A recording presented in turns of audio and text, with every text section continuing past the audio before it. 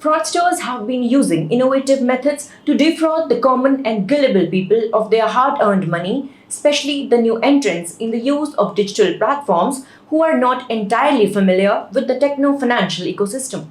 Hello and welcome to VARINDIA News Hour.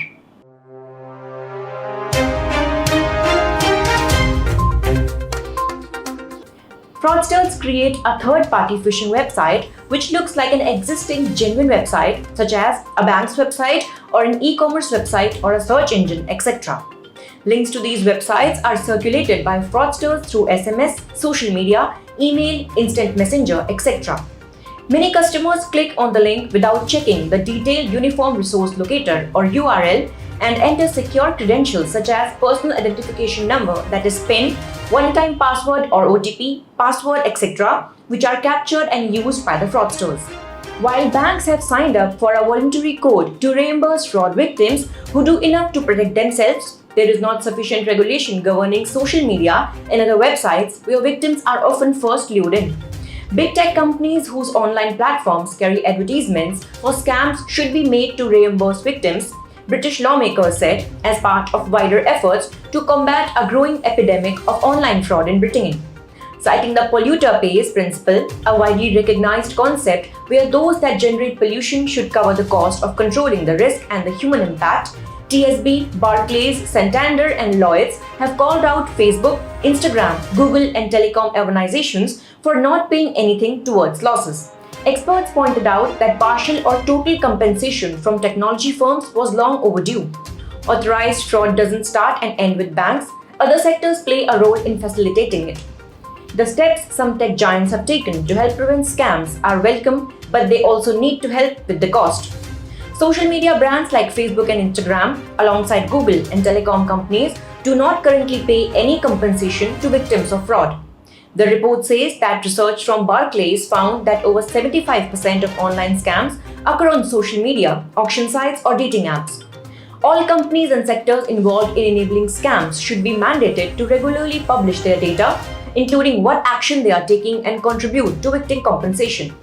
In India, the National Payments Corporation of India has introduced detailed guidelines for banks to redress frauds perpetrated on customers and merchants where a misuse or an error in biometric data or UIDAI seeding on Aadhaar-enabled payment system have led to loss of funds. But the question is, are Indian banks following the guidelines and reimbursing the scam victims on time? Another question is, when a bank shares all the information to the respective authorities, is the bank signing to protect you against any cyber incidents? Now let us look into today's headlines in VARINDIA. Companies should aspire for 50% female directors at firms, says Piyush Goyal. Speaking at an event organized by the FICCI Ladies' organization, Commerce and Industry Minister Piyush Goyal said that companies should aspire to have as many as 50% female directors on their boards. Goyal also said reservations based on gender won't take the country further. He took examples of Sushma Swaraj, Smriti Irani and Finance Minister Nirmala Sitharaman as role models for women who came through their hard work, dedication, commitment and capabilities. AarogyaSetu has been transformed as nation's health app. The AarogyaSetu was launched as a contact tracing app for the country, but now it has been integrated with the Ayushman Bharat Digital Mission, ABHA, and with additional functionalities like sharing of health status through QR code, open API, and health advisories. It has been transformed into the health app of the nation. However, the app no longer enables contact tracing via Bluetooth, but the AarogyaSetu team says the feature can be reintroduced depending upon the Health Ministry's requirements. The app continues to require funding to operate it. Faceoff between Ambani and Adani for $14 billion 5G auction. Billionaires Mukesh Ambani and Gautam Adani have joined the raft of players expected to bid as much as $14 billion for frequency rights that could decide who dominates the digital era.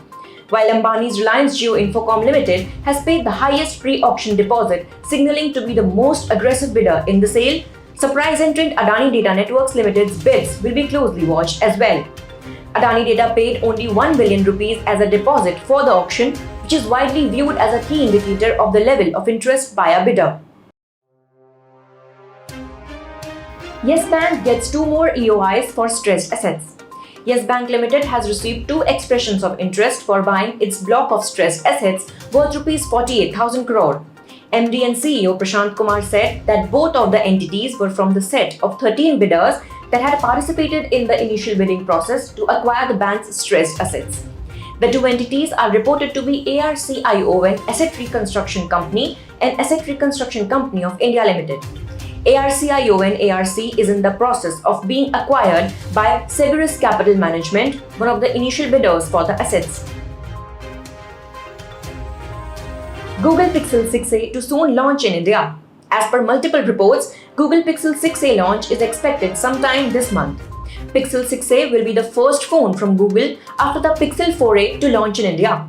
The device was announced at the Google I/O event in May and is priced at Rs 39,999 for the single variant of 6GB RAM and 128GB of storage. It also comes with Google's in-house Tensor SoC with the Titan M2 security chip. The handset can be pre-ordered on Flipkart, which will begin shipping them out on July 28. That's all for now. Please like, share, comment and subscribe to VARINDIA News Magazine. You can download the VARINDIA app from Google Play Store and Apple App Store for the latest news and updates. Stay tuned. Thank you.